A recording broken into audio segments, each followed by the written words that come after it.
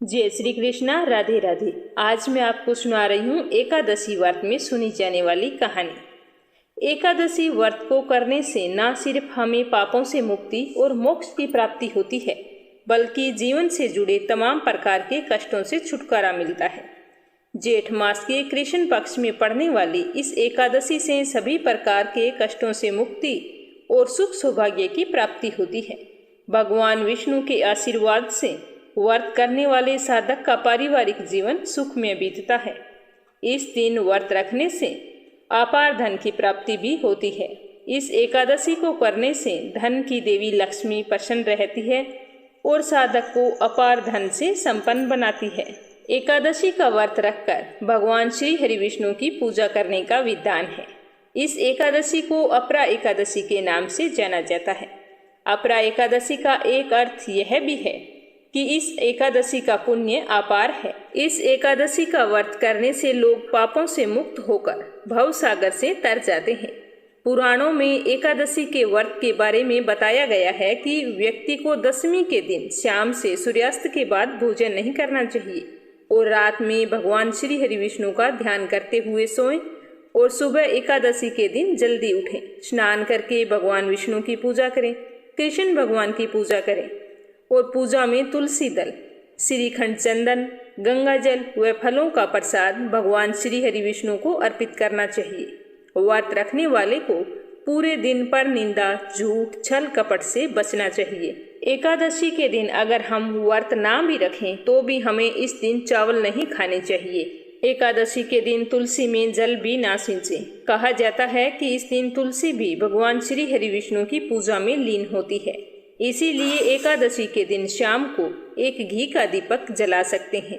पूरा दिन भगवान श्री हरि विष्णु का स्मरण करते रहें और शाम को भजन कीर्तन करें। द्वादशी के दिन एकादशी के व्रत का पालन किया जाता है। चाहे एकादशी की व्रत की पूजा हो या फिर द्वादशी को पालन करना हो, ध्यान रखें कि राहु काल में भूल कर भी नहीं करना चाहिए, क्योंकि राहु काल में कोई भी शुभ कार्य नहीं किया जाता। तो आज मैं आपको सुना रही हूँ एकादशी व्रत में सुनी जाने वाली सारी कहानियाँ एक साथ। तो प्लीज कहानियों को पूरी श्रद्धा से और प्रसन्नचित मन से एकाग्र होकर सुने और ज्यादा से ज्यादा इस वीडियो को शेयर करें। कमेंट बॉक्स में जय हो श्री हरि विष्णु की अवश्य लिखें। तो चलिए शुरू करते हैं कथा। बोलो श्री हरि विष्णु की जय हो। एक बार की बात है, युधिष्ठिर कहने लगे कि हे भगवान, जेठ कृष्ण एकादशी का क्या नाम है तथा उसका महात्म्य क्या है, कृपा करके आप मुझे बताइए। तो भगवान श्री कृष्ण जी कहने लगे कि हे राजन, यह एकादशी अचला तथा अपरा दो नामों से जानी जाती है। पुराणों के अनुसार जेठ कृष्ण पक्ष की एकादशी अपरा एकादशी है, क्योंकि यह अपार धन देने वाली है। जो मनुष्य इस एकादशी के व्रत को करते हैं वे संसार में प्रसिद्ध हो जाते हैं। इस दिन भगवान त्रिविक्रम की पूजा की जाती है। अपरा एकादशी के व्रत के प्रभाव से ब्रह्म हत्या, भूत योनि, दूसरे की निंदा, सब तरह के पाप दूर हो जाते हैं। इस व्रत को करने से पर स्त्री गमन, झूठी गवाही देना, झूठ बोलना, झूठे शास्त्र पढ़ना या बनाना, झूठा ज्योतिषी बनना तथा झूठा वेद बनना आदि पाप नष्ट हो जाते हैं। जो क्षत्रिय युद्ध से भाग जाएं वे नरक के गामी होते हैं, परंतु अपरा एकादशी का व्रत करने से वे भी स्वर्ग को प्राप्त होते हैं। जो शिष्य गुरु से शिक्षा ग्रहण करते हैं फिर उसी गुरु की निंदा करते हैं वे अवश्य नरक में पड़ते हैं, मगर एकादशी का व्रत करें तो वे इस पाप से मुक्त हो जाते हैं।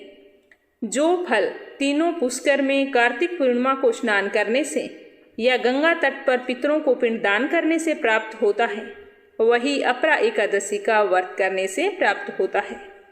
मकर के सूर्य में प्रयागराज के स्नान से, शिवरात्रि का व्रत करने से, सिंह राशि के बृहस्पति में गोमती नदी के स्नान से, कुंभ में केदारनाथ के दर्शन या बद्रीनाथ के दर्शन, सूर्य ग्रहण में कुरुक्षेत्र के स्नान से, स्वर्ण दान करने से अथवा अर्ध प्रसूता गोदान करने से जो फल मिलता है वही फल हमें अपरा एकादशी के व्रत से मिलता है। यह व्रत पाप रूपी वृक्ष को काटने के लिए कुल्हाड़ी है, पाप रूपी ईंधन को जलाने के लिए अग्नि, पाप रूपी अंधकार को मिटाने के लिए सूर्य के समान मृगों को मारने के लिए सिंह के समान। अतः मनुष्य को सभी पापों से डरते हुए इस व्रत को अवश्य करना चाहिए। अपरा एकादशी का व्रत तथा भगवान का पूजन करने से मनुष्य सब पापों से छूटकर विष्णु लोक को जाता है। आज मैं इससे जुड़ी हुई एक कथा तुम्हें सुनाता हूँ, ध्यानपूर्वक सुनना। पौराणिक मान्यताओं के अनुसार प्राचीन काल में राजा महिध्वज हुआ करते थे। वह बहुत ही धार्मिक प्रवृत्ति के थे और अपनी प्रजा का बहुत ही ध्यान रखते थे। उनके राज में हर कोई खुशहाल था। राजा महिध्वज का वज्रध्वज नाम का एक भाई था। वज्रध्वज बहुत ही दैत्य प्रवृत्ति का था। उसे अपने भाई का धर्म, ध्यान, पूजा पाठ करना कुछ भी अच्छा नहीं लगता था।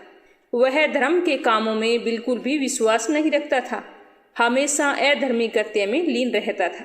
जैसे जैसे समय बीतता गया, वज्रध्वज के मन में अपने भाई राजा महिध्वज के प्रति ईर्ष्या बढ़ने लगी। तो एक दिन उसने सोचा कि क्यों न मैं अपने भाई को मार देता हूँ। तो एक दिन उसने अपने भाई की हत्या करने की योजना बनाई। एकांत पाकर उसने रात को राजा महिध्वज को बड़ी ही बेरहमी से मार दिया और फिर उसका शव ले जाकर जंगल में एक पेड़ के पीपल के नीचे गाड़ दिया। अकाल मृत्यु होने के कारण राजा महिध्वज की आत्मा को मुक्ति नहीं मिली। उसकी आत्मा उसी पीपल के पेड़ के अंदर रहने लगी।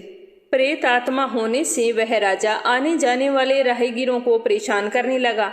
जो भी उस पीपल के पेड़ के पास से गुजरता उसे महिध्वज की आत्मा डरा देती। इससे राहगीर बहुत ही चिंतित हो गए। तो सारे लोग उस पेड़ के पास जाने से डरने लगे।